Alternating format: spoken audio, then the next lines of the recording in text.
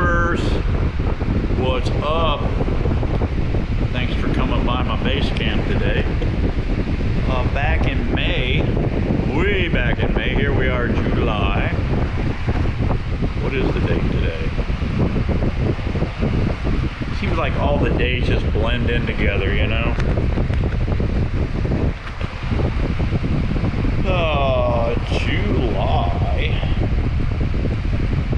July 13th.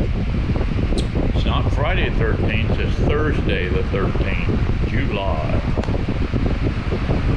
Steve-O's got a DIY project going on. I ordered 100 deep frames from Man Lake. You can see here, these don't have drilled end bars.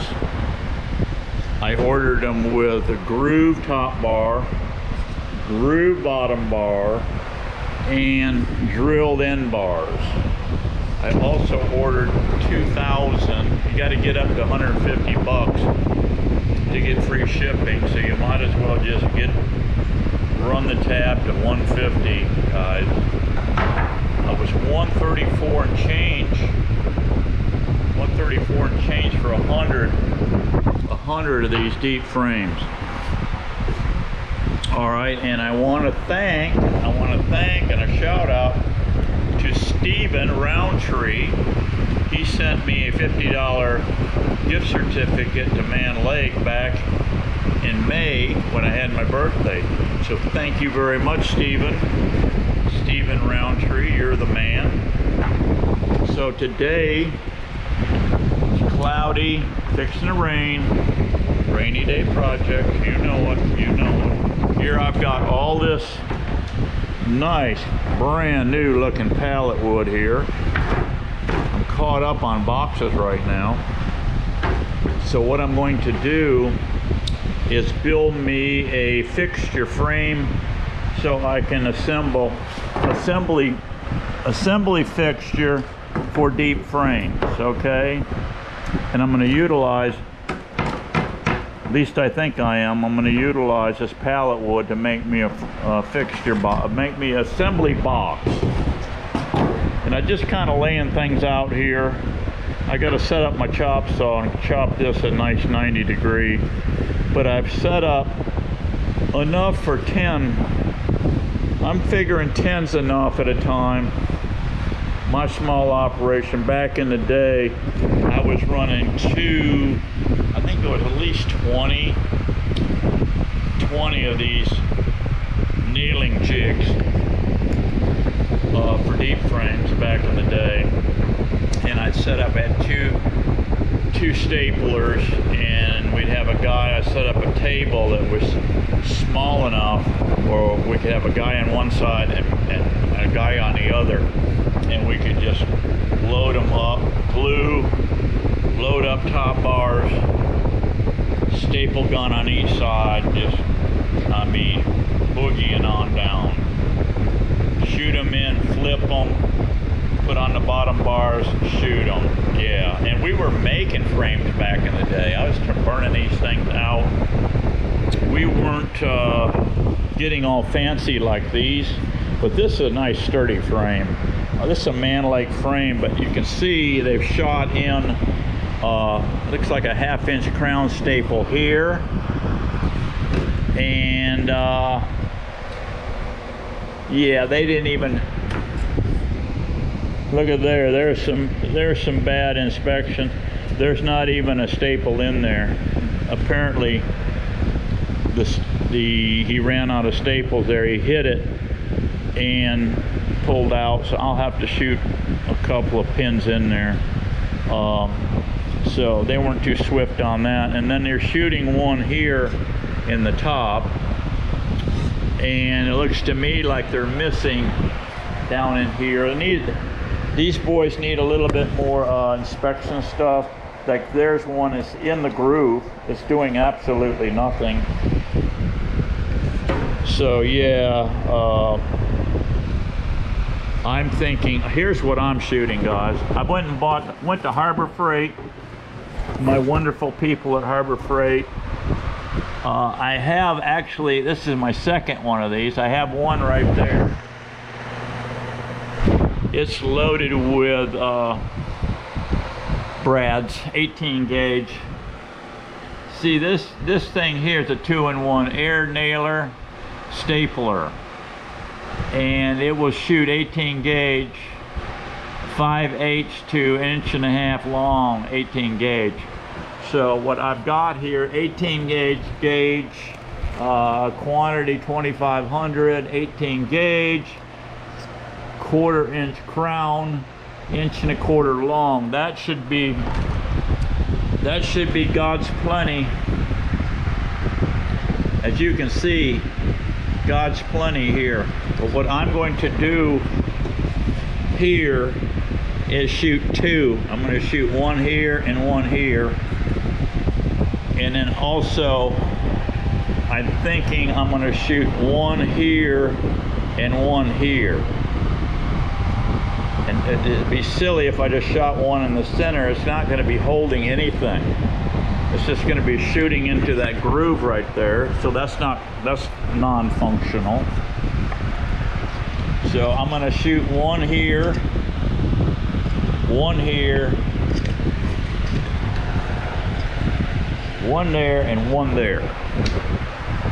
Yeah, that's what I'm going to do. We're going to use a hemp string. I got some extra string. I'm going to run that through here. We're going to drill a small hole in the end. Actually, you really don't need to drill another hole unless you want to come up above. I may do it. I may come up, because my needle will go right through that hole right there in that groove and pop out, and I can run that hemp string. I'll play with it and see what's best. But yeah, you want that traveling through there so the bees can pick up on it. Like I said, I ordered all these drilled, but I brought these two out so I brought one here, one there, so I can work out this the layout on this stapling jig here that I'm going to do. So let me get set up and get going here. I'll keep this stapler just for running staples, and that way I got another gun over here. I can leave that with running brad nails for building boxes. So these are so cheap, it's ridiculous, these guns. I think I had $30 in that gun, and they go on sale. I bought that one right there on sale. It was 15 bucks. So anyway, this is the Steve-O project for the day. So let me get into it and I'll show you the build as we go here. Okay guys, what I got here so far, I'm just kind of inventing and building as I go here. And what I've got here is my frame. You can see I put the frame, and I cut these boards here 20 inches. And if you cut them 20 inches, you're going to have enough for 11 frames. But I plan on taking one of these, or maybe two of these, and put them on the outsides of my clamp board. My clamp board is going to be nothing more than another board that comes clear over here like this on the outside. It'll be cut all the way to the ends like this. And so you could cut actually 4 of these. These here are 20 inches long. And what I got here for the pallet wood, in case you're interested, we have, it's about 5 1/4, but you can use anything, will work. You could use 1 x stock. Matter of fact, back in the day, I had all this frame rig made with 1-inch stock. So it actually was 3/4. So all I did to help design this thing was put the wood in here. I got 2 frames, one on each end, just randomly thrown in, and then I put a spring clamp on it. Now your theory here is, let me show you this first. This is also going to be cut 20 inches, this outside piece.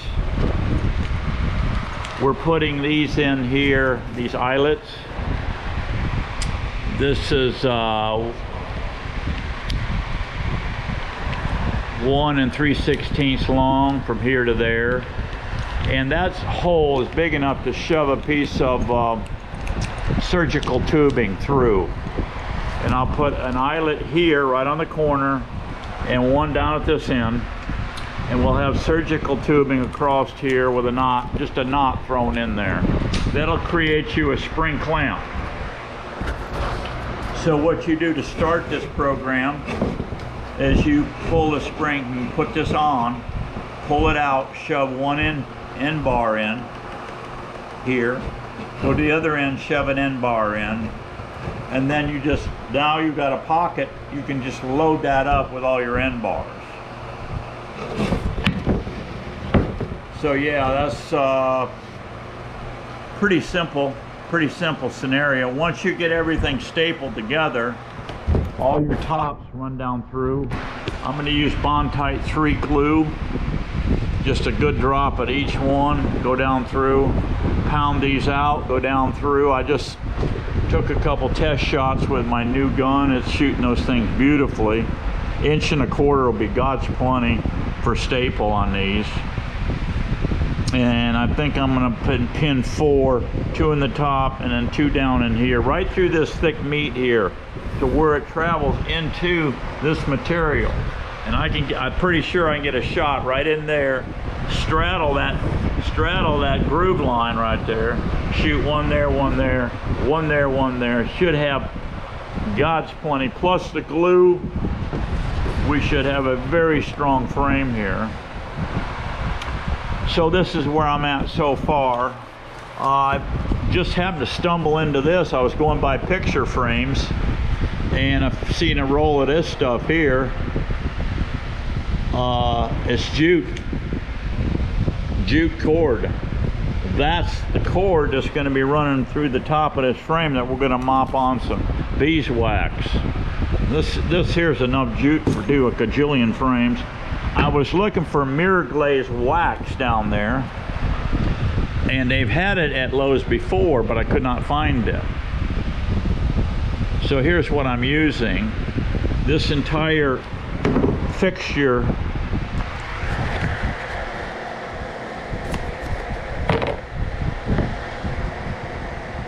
what, the stuff smells good. It looks like a beeswax, some kind of a wax base there.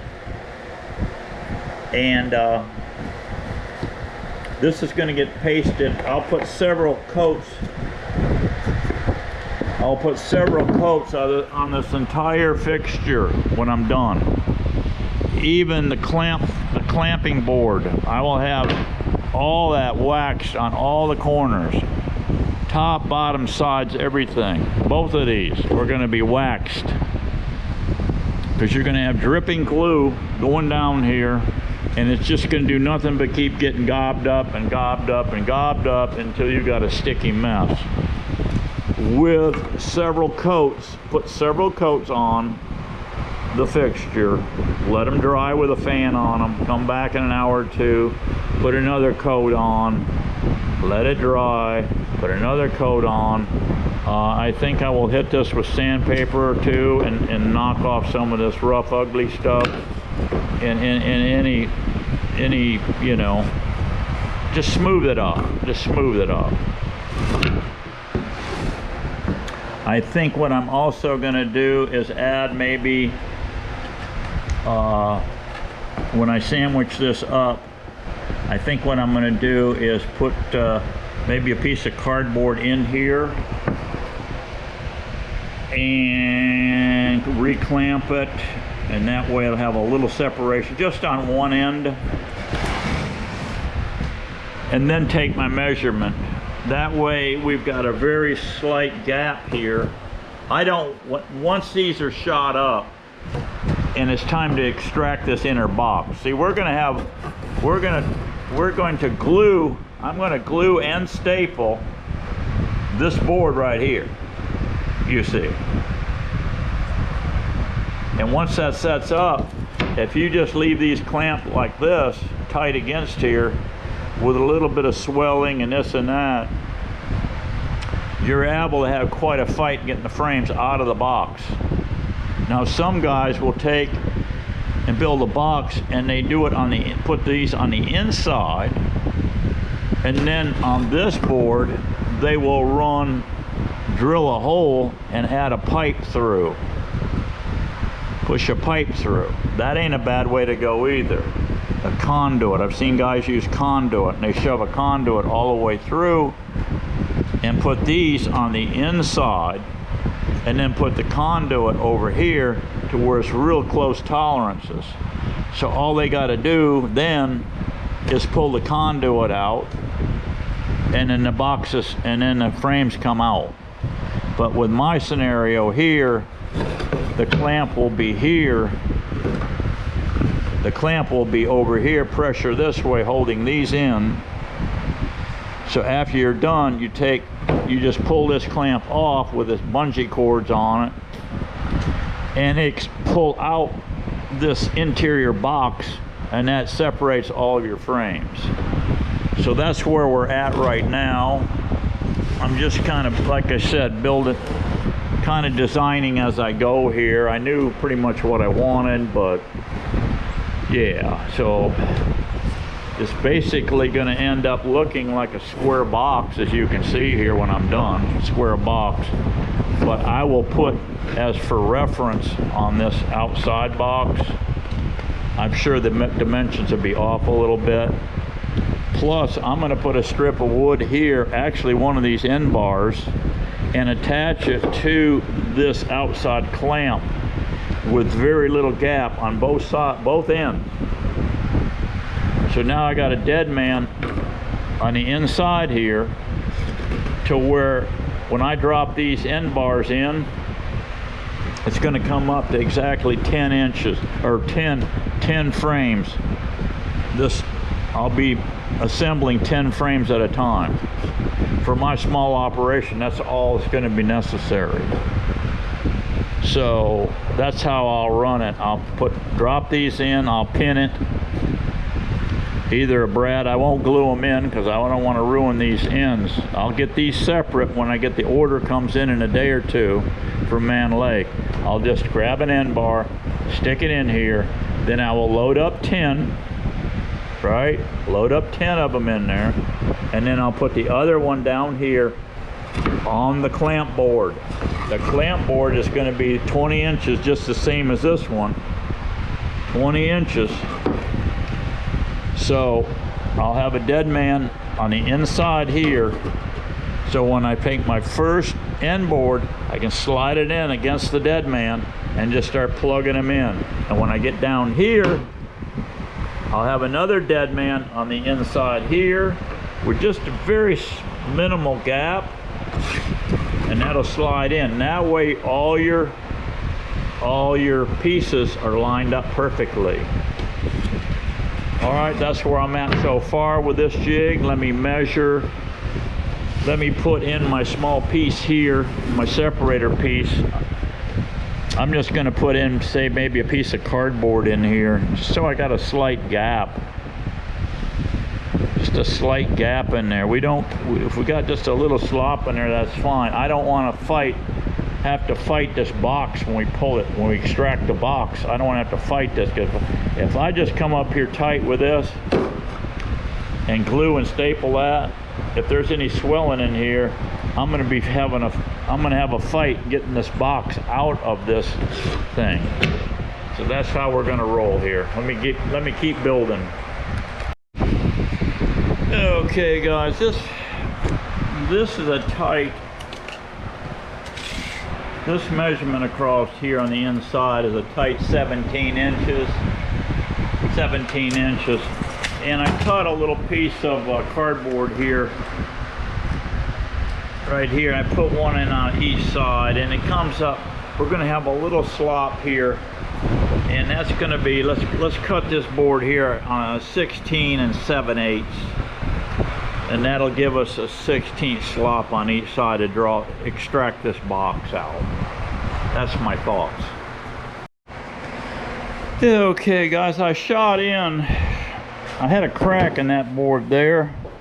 I cut my board and I found a crack in it. So I put some Bondtite 3 in there and clamped it up. As soon as that sets up, we're gonna just staple it right to the end here. I put 4 in there. That's God's plenty. And you can see now we won't have any issues with that 1/8 of an inch less than the interior. So that's 16.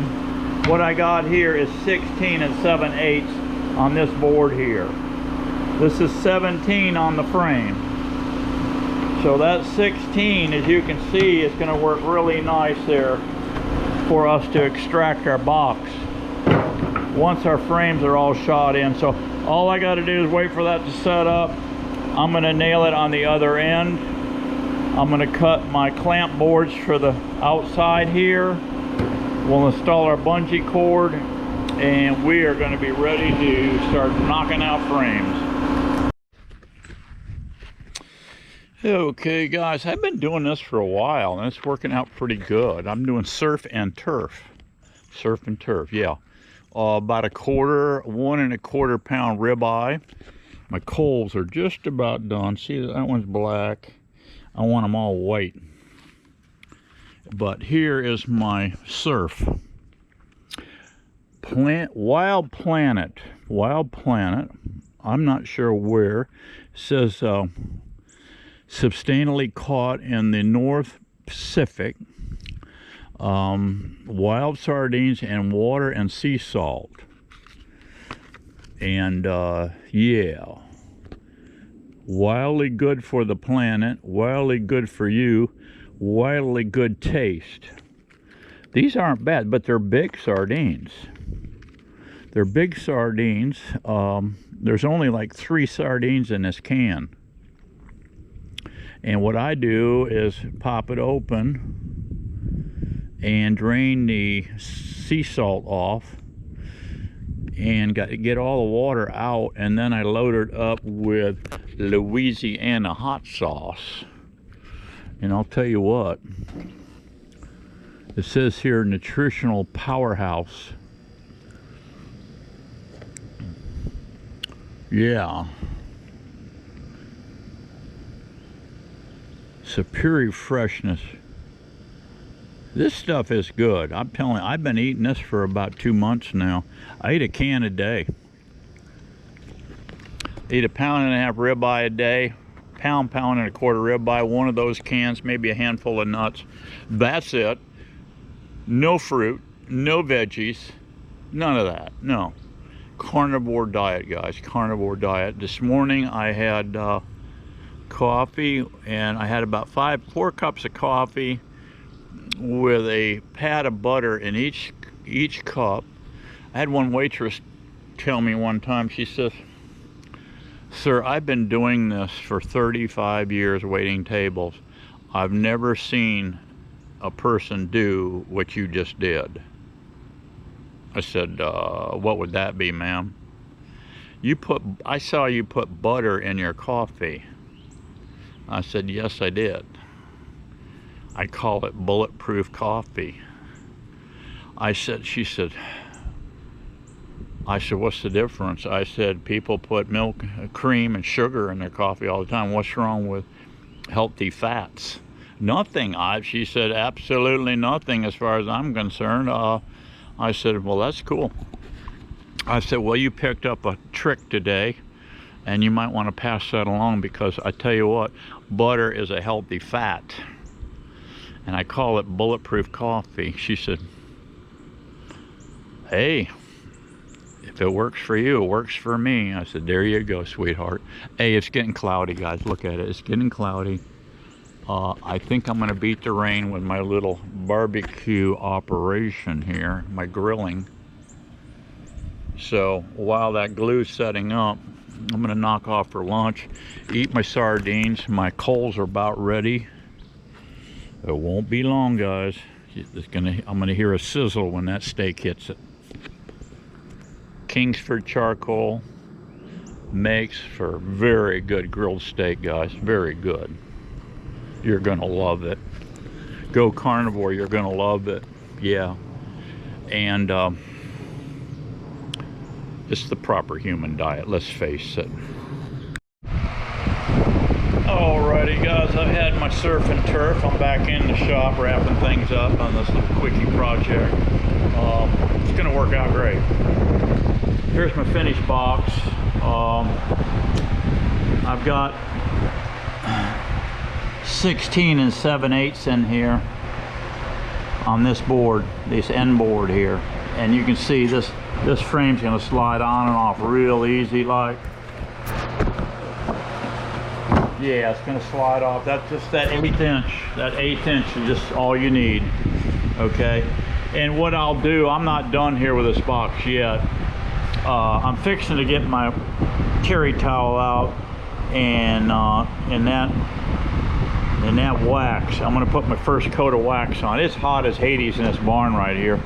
I can put a coat on this thing inside and out, all the ends inside and out, and come back in an hour, slap another one on, come back in an hour and slap a third coat on. I wanted mirror, like I told you, mirror glazed wax. I couldn't find it. Mirror glazed wax I've used for eons. Doing commercial boat builds, fiberglass. It's a great doing taxidermy with molds, mold release agent. This stuff looks like and smells about like the same thing, but whatever, I'm sure it'll work just fine. All I need is a release agent on the glue, because we're going to be slopping a lot of glue on all these frames. Right now you see the bottom bar in. Of course, initially when I load this up, I'm going to do the top bar first, because that's got a wider deal. Then we'll flip the whole box over and we'll do the bottom bars. We'll glue and shoot those in. I think one will be God's plenty. One staple I think will be God's plenty on that. Here's my end boards here for our clamps. Very simple. Use the same material, pallet wood. I put an eyelet in there, as you can see. That eyelet should be a little snug, but I can get that through there. Surgical tubing. The surgical tubing, I'm gonna say probably I'm gonna want it to. I'll probably get 18. I'll probably get just 3 feet of surgical tubing and 1 knot. Once I pass that through, 1 knot on this side will hold that. So you're gonna put 1 here and 1 on the other side. That'll be your clamps. And then I'm going to take an end bar. I'm going to load up when I get my frames, which will be in a few days. They're shipping from Man Lake over here. Won't take long. They may even be here this afternoon. I don't know. I will put 10 bars in here, 10 end bars. Then what I will do, I've got plenty of extra material here. And I've got room. See, right here is 1, 2, 3, 4, 5, 6, 7, 8, 9, 10. I've got, actually I could probably go 11 bars in here and still have God's plenty of room here. I will, I know I will. I'm going to attach whatever that is. I'm going to slide in an end bar on this piece of wood here with just a little bit of slop, just a smidge of slop, and then I will mark that. And I'm going to lay this down and I'm going to shoot that end bar right there, right there. I may just cut a piece of scrap this height of this wood and put that there. That way there's no side shift. In other words, when I load this up, I will split the difference equally. I'll take those 10 bars and put in here. Then I'll move this thing accordingly to have the same amount of space on each side. Then I will stick this up here, put in that end bar here, mark it, lay it down, and permanently attach it here with just a little slop here. That way when I slap this thing up there, And what I do is take my first one, you've got this bungee cord that's gonna have some tension on it here, see? Pull it back, drop your one end bar in, come down here, at this end, drop an end bar in. Now you got an open slot, just load them up. So, I'm familiar with this jig. I've turned out thousands of frames with one similar to this, but as I recall back in the day, I had 20 or 30 end bars along a box. But you get too long a box and you start, especially if it's warm and all, your glue will start to set on you before you actually go down through and get your frames nailed up. That's why I'm just using 10. You'll have God's plenty of time to run your glue, put on your top bars, run down through your stapler, both sides, flip the box, and do the other side. So that's the project for today.